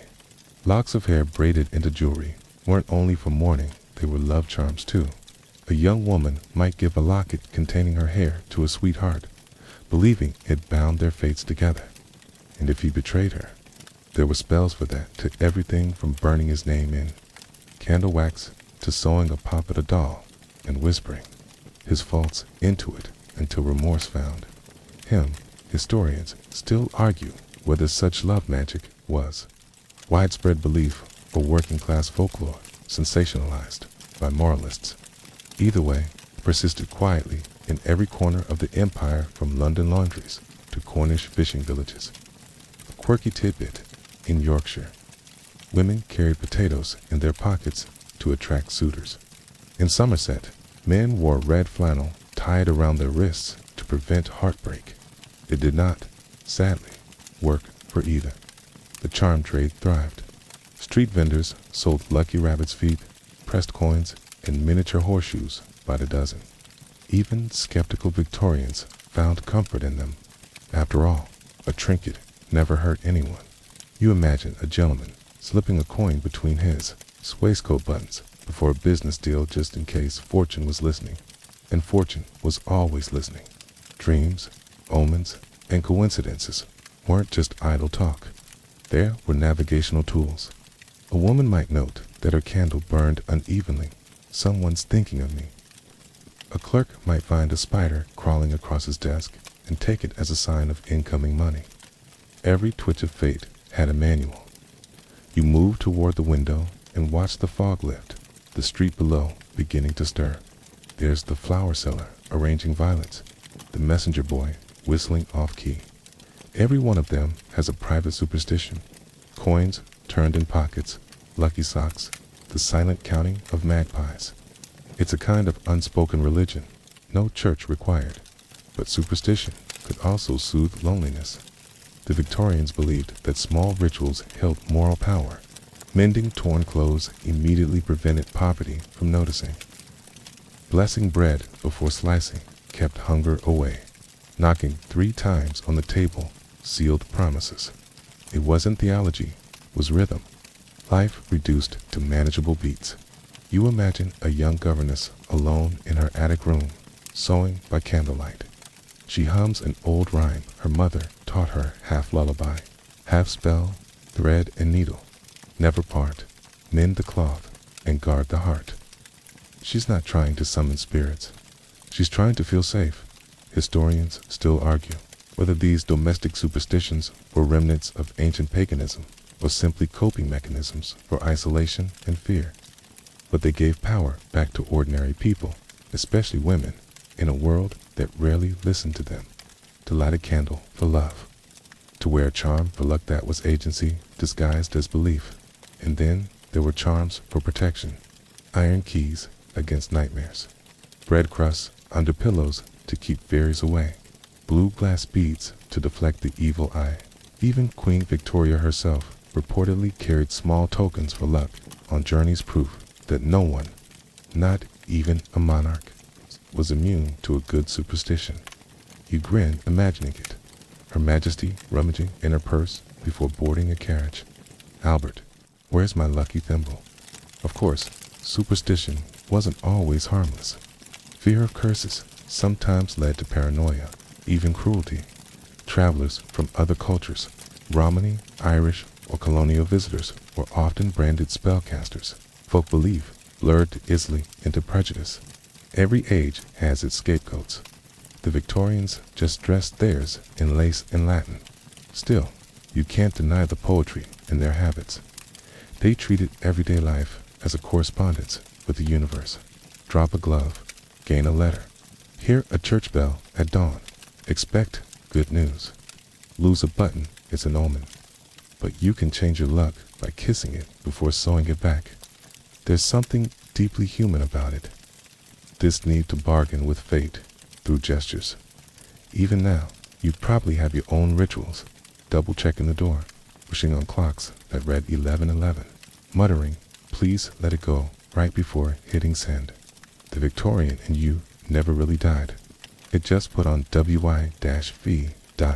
As evening settles, you brew one last cup of tea, swirling the leaves thoughtfully. They settle into a shape that could be a heart, or maybe a teapot. Hard to say. Either way, you take it as a good sign. The fog outside has lifted completely now. and the streetlights flicker like cautious fireflies. You think of all those Victorian charms scattered through time bottles under hearths, ribbons on wrists, thimbles in pocket sand. Realize they were never about fear. They were love letters to survival. And maybe, just maybe, you'll sleep better tonight if you leave that lucky coin under your pillow. Not because you believe in magic, but because the Victorians taught you how to. You stroll down a narrow Victorian lane, gaslight puddles shimmering on wet cobblestones, and catch sight of something dazzling in a shop window, a cluster of parasols, velvet gloves, and hats so wide they could eclipse the moon. Fashion, in this age, isn't mere decoration. It's ritual, armor, and occasionally a charm against cosmic mischief. The Victorians didn't just dress to impress, they dressed to appease. You pause before the window and see your reflection wreathed in lace. A black veil hangs beside a crimson bonnet, the kind of pairing that could make or break a woman's reputation. Victorians were deeply superstitious about color, you discover. Black, of course, spoke of mourning and moral depth, but crimson, that was dangerous, too passionate, too alive. It whispered of lust, rebellion, even witchcraft. Wearing red to church could mark you as sinful or fast. You smirk, imagining the scandal. One accidental scarlet ribbon in the entire parish, clutching pearls. A mainstream fact, by the mid-19th century, synthetic dyes had made vivid colors widely available, especially after William Henry Perkins' accidental invention of mauveine in 1856.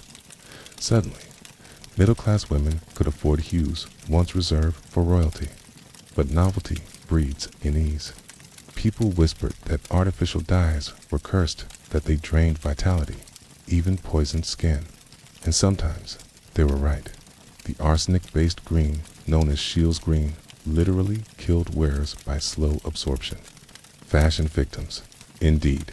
Historians still argue whether these poison panic tales were public health warnings or moral allegories dressed in chemistry. Either way, Victorian fashion carried the superstition that vanity itself might be punished. Too much ornamentation could invite ruin. Too little might signal bad fortune. It was a balancing act performed in corsets and prayer. Quirky tidbit: one etiquette guide warned that dropping your hat indoors foretold an argument before supper. The fix: step outside, re-enter, and replace the hat properly, as if resetting the world's patience. You wander into the shop, bell tinkling, and the scent of starch, silk, and mothballs greets you. A dressmaker bends over a mannequin, muttering about symmetry and sin. A crooked hem, she says, invites crooked luck. You nod solemnly, as though the fabric gods are listening. Fashion served as invisible code. Every color, cut, and accessory spoke a secret dialect of superstition and status. Mourning attire, for example, had strict timelines for mourning and matte black for a year, half mourning with lavender or gray for another 6 months. To break the sequence early was to invite gossip, perhaps bad luck. Women even dyed gloves and parasols to stay safely within grief's boundaries. And hats, so the hats.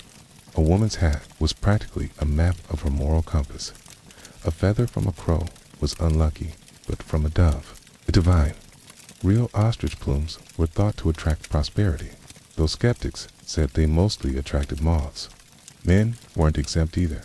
The superstition of hat on bed as an omen of misfortune took hold in this era. A gentleman might laugh it off in public, but you can bet he'd never risk it at home.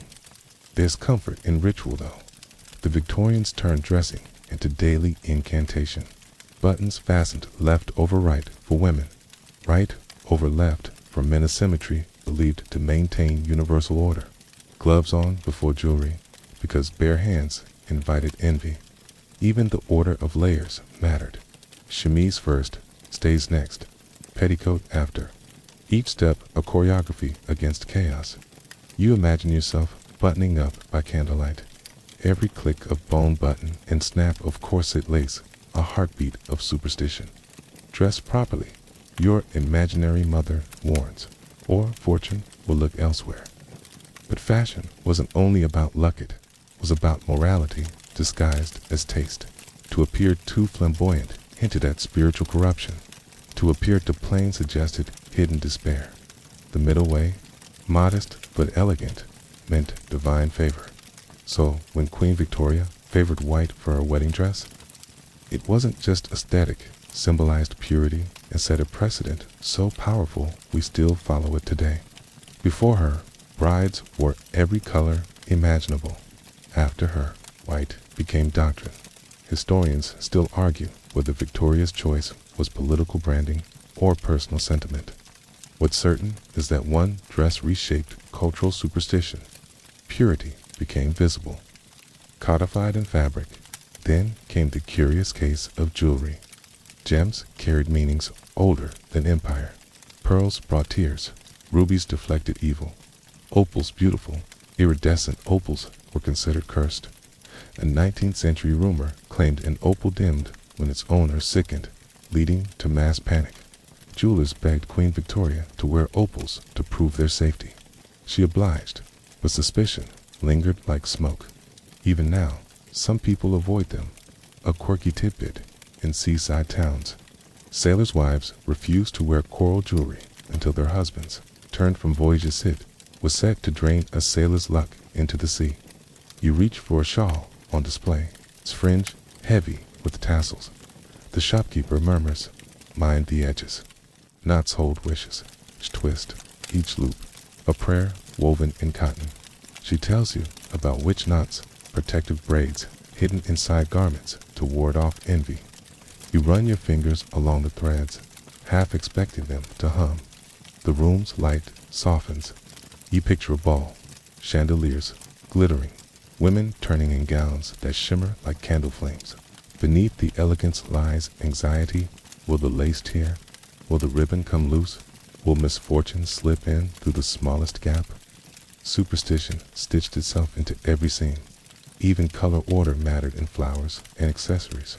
A violet pinned beside a red rose whispered faithful love. Reverse them, and it meant jealousy.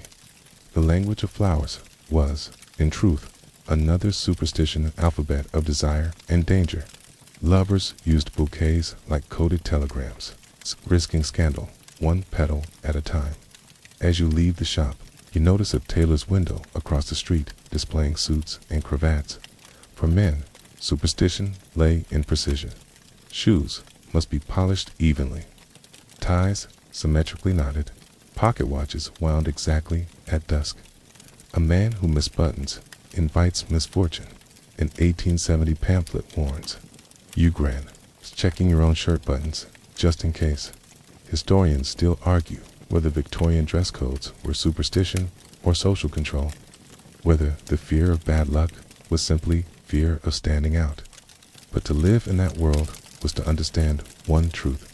Clothes weren't just coverings. They were contracts with society, with fate, with the self. The fog thickens again as you step back into the street. A lady in gray brushes past, lifting her skirts just enough to reveal polished boots and an ankle charm glinting at the hem. You catch a whisper of perfume, something sweet, laced with dust, and wonder if she's wearing it for love or for luck. You smile, suddenly aware of your own reflection in a rain-speckled window. The century may have changed, but superstition still hides in our closets. Lucky ties, first-aid dresses, socks reserved for exams. Maybe you think we never stopped believing. We just started calling it personal style. The night grows heavier as you cross into London's shadowed heart, the alleys near Fleet Street, where fog curls around the lamps like smoke from a restless cauldron. Here, superstition doesn't just belong to seamstresses and widows. It slinks through the courts, lurks in police notebooks, and haunts the minds of men sworn to reason. You pull your coat tighter. Somewhere, a bell tolls 12, and in that echoing hour, you can almost hear the murmurs of jurors, journalists, and jailers, each trying to separate guilt from bad luck, science from sorcery. Because the Victorians, for all their progress, still let superstition sit in the witness box, a mainstream fact. During the 19th century, English law technically still allowed the phrase, "the devil made me do it," to creep into testimony not as a defense, but as cultural context. Juries were told to weigh the moral state of the accused, and superstition often colored their judgment.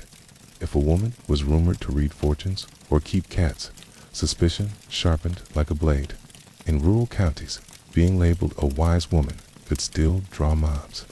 Even after witchcraft laws were repealed in 1736 by Queen Victoria's time, official witch trials were gone, but the fear wasn't. In 1865, an Essex laborer named James Morrow was tried for pretending to exercise witchcraft. It's pretending, mind you.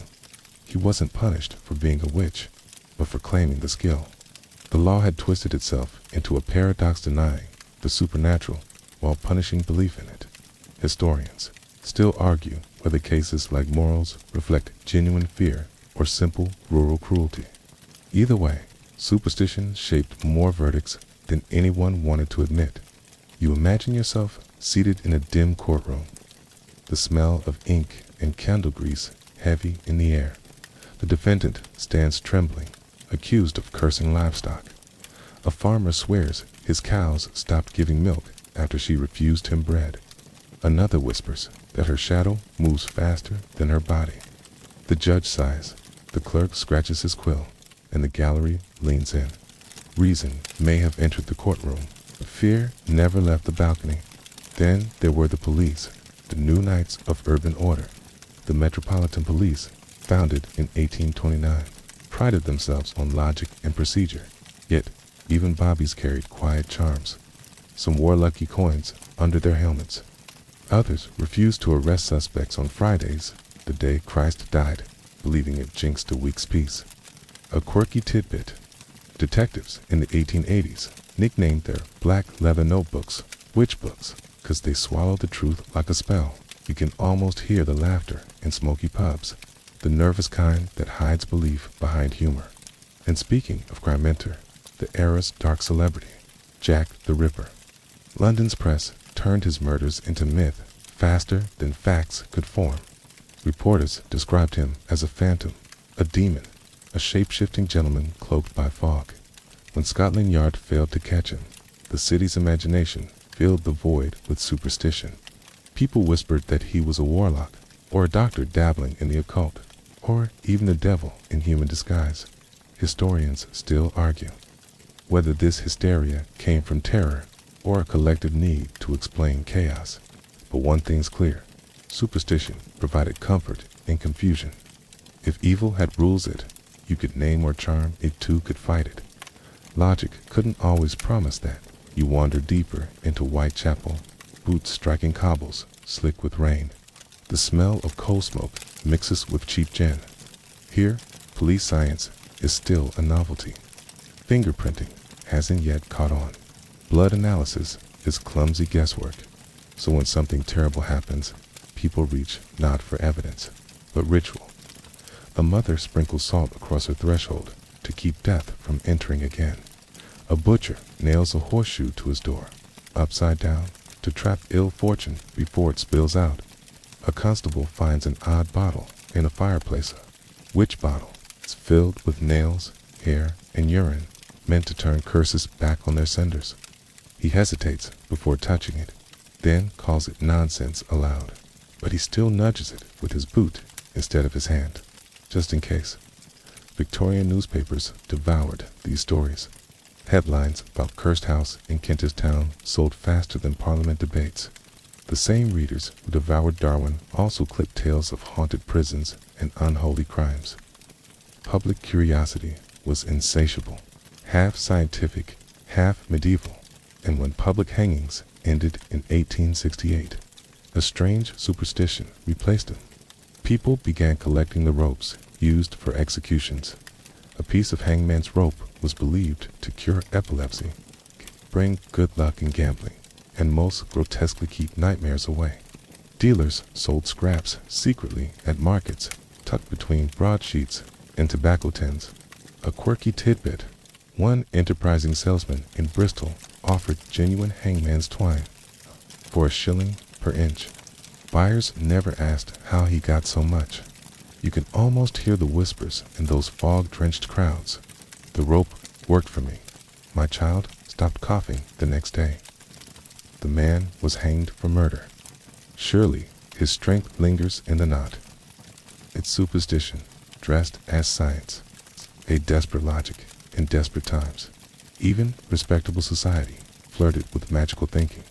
Criminal profilers studied bumps on skulls phrenology. They called it the divine character. A highbrow meant intelligence, a low one danger. Courts sometimes accepted such nonsense as expert testimony. The irony, phrenology was marketed as rational. Science, it's still a superstition in a lab coat.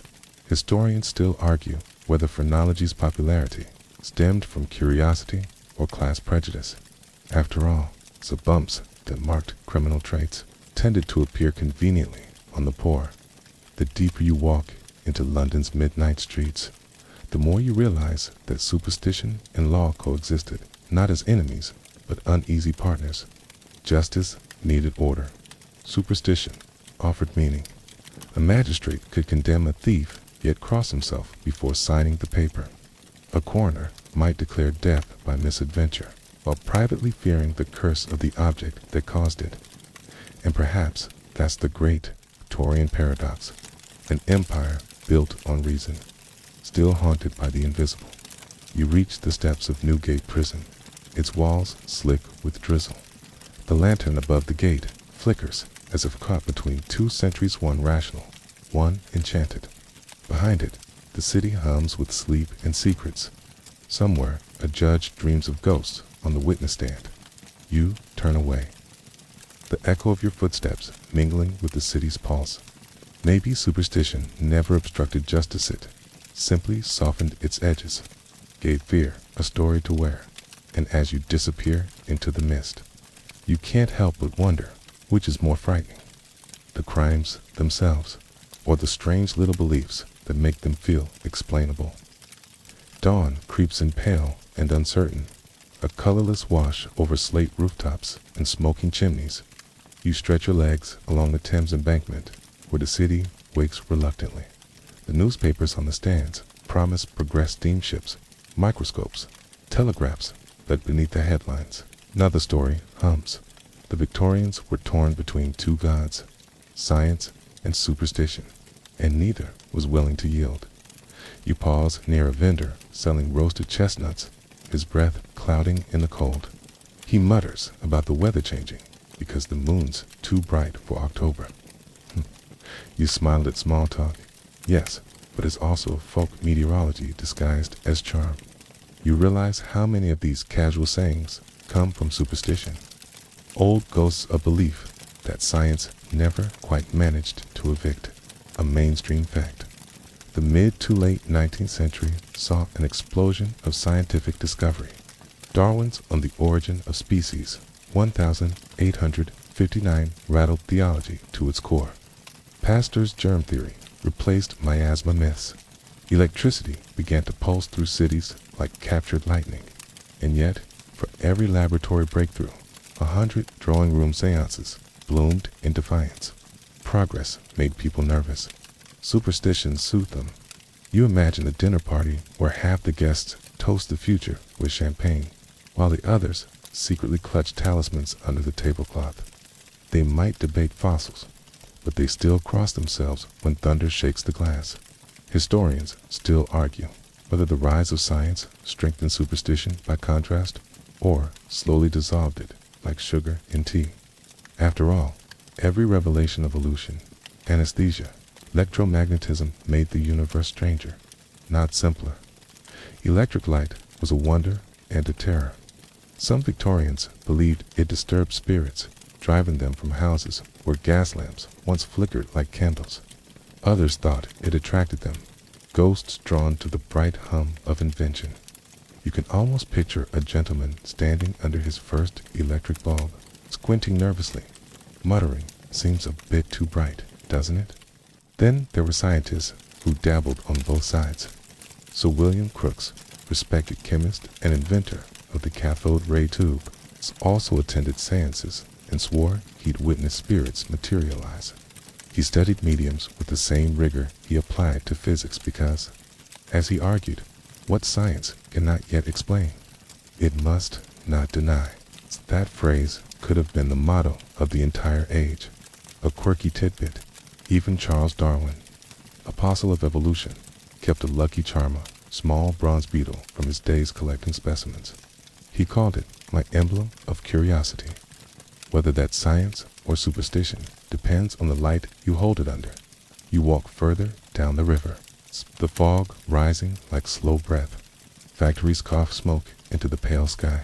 Each brick, each gear, each steam valve feels like proof of reason conquering mystery. And yet, the workers inside still hang horseshoes above doors, still whisper touch wood when machines run smoothly. Because here's the secret. Science doesn't erase superstition. It evolves it. Take medicine. Once doctors blamed illness on bad air or sin. Now they blamed it on invisible microbes. But to ordinary people, germs sounded just as eerie, tiny, unseen creatures invading the body. So superstition adapted. Wear wool for health, people said. Don't bathe during the full moon. The logic was fragile, but comfort's grip was strong. And then came the scientists themselves, the new high priests of logic. They lectured about atoms while secretly knocking on wood before experiments. The Royal Society mocked mediums, but its members quietly funded research into telepathy. The boundary between inquiry and enchantment was missed. Not stone. Historians still argue whether this duality weakened the Victorian intellect or made it richer. One camp sees hypocrisy. The other sees curiosity unrestrained. After all, every telescope points both ways out into space and inward into wonder. You duck into a reading room to escape the wind. The hush inside smells of paper and dust, ink and ambition. Students lean over notebooks, sketching diagrams of beetles and lungs. At the next table, two gentlemen whisper about animal magnetism, convinced that invisible fluids govern mood and fate. Science and superstition share the same desk lamp. The newspapers on the table feature both progress and panic. The electric train arrives in Manchester. Beside mysterious apparition haunts railway. Cutting. Public wanted both enlightenment and enchantment. Universe that obeyed rules but kept a few. Secrets for bedtime. Then there's the clash of institutions. Churches trembled under the weight of new science, but they, too, wielded superstition to survive. Preachers warned that disbelief invited misfortune, that doubters would be struck by lightning or go mad. The pulpit became part laboratory, part theater. You lean against the cold marble pillar and think. The Victorians weren't backward. They were overwhelmed. Imagine living through an age that replaced candlelight with electricity, prayer with penicillin, spirit knocks with telegraphs. Change arrived faster than belief could evolve. A quirky tidbit when telephones first appeared. Some Victorians feared they could transmit not only voices, but souls. One pamphlet warned, the devil finds new wires daily. Honestly, it sounds like a 19th century comment section. Even literature wrestled with this tension. Mary Shelley's Frankenstein's science as blasphemy. H.G. Wells's The Invisible Man Experiment as curse. Gothic fiction wasn't rebellion against science. It was its shadow. Every invention birthed a ghost story. You step back outside, the wind tugging at your collar. The world smells of soot and ozone like burnt progress. Steam curls from manholes. A newspaper boy shouts headlines about new vaccines and strange lights in the sky. Both sound equally miraculous. Historians still argue whether superstition's persistence was failure or proof of something deeper, the need for awe, for myth, for the poetry of the unexplained. Because logic can explain lightning, but not the feeling it sparks. You pass a pair of engineers inspecting bridge cables. One of them kisses a medallion before testing the tension. For luck, he mutters. The other laughs, but doesn't stop him. Who can blame them? Bridges collapse, machines explode, experiments fail. A little superstition never hurts when gravity's watching. By the time you reach Westminster, the lamps are dim again. The Parliament clock tolls 8, each chime echoing off the river. You picture all those gentlemen inside, arguing about empire and economics, while perhaps one or two quietly avoid sitting 13 to a table. And you realize superstition wasn't the enemy of progress, it was its shadow twin, walking beside it, whispering reminders that humans aren't machines, that faith, fear, and curiosity grow from the same soil. Science gave the Victorians knowledge. Superstition gave them narrative. Together, they made meaning. The sun finally breaks through the fog, turning the Thames silver.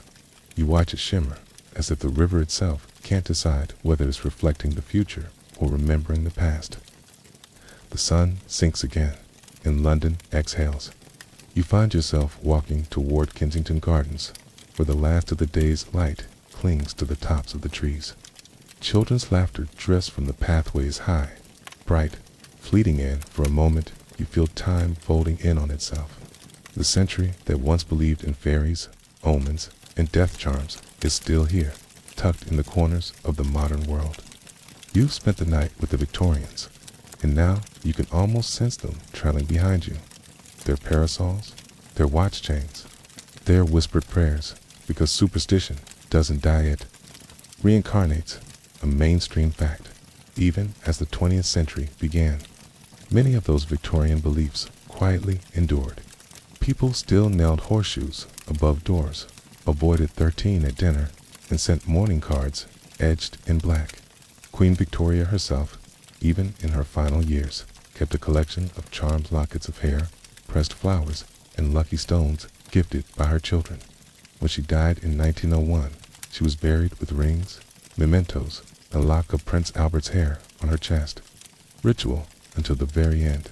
Historians still argue whether Victorian superstition was a symptom of repression or a sign of deep emotional intelligence. Were they fearful or simply better at finding meaning in the mundane? You can't help wondering if all that ritualed, the careful veils, the lucky trinkets, the whispered omens wasn't superstition at all, but self-care. Long before the term existed, you stopped by the water, the air cool and glassy. Swans glide past like ghosts of patience. Behind you, a couple tosses breadcrumbs and laughs softly. Unaware, they're reenacting an ancient charm feeding birds to appease fortune. You recall how the Victorians believed that harming a swan, the queen's bird, brought 7 years' misfortune. Some legends said a swan's death foretold a royal's passing. Today, it's just a story, but you can feel the echo of belief in the hush that follows their laughter. A quirky tidbit in certain London neighborhoods. Chimney sweeps still touch brides' hands for luck, a holdover from Victorian superstition that soot, a symbol of labor, could absorb evil. The brides giggle, of course, but they still reach for that sooty hand. No one wants to tempt the universe, and so superstition travels through time disguised as tradition. The mourning veil becomes the modern funeral dress code. The seance table morphs into the Ouija board at Halloween parties. Even your habit of knocking on wood has roots in the old belief that spirits lived in trees. Every gesture, every reflex, is a tiny time capsule of Victorian fear and faith. You walk farther past the great terraces of white stone houses. Inside, the modern world hums with the same contradictions, science glowing in every screen, superstition in every horoscope app. Somewhere, a woman checks her astrology chart before an interview.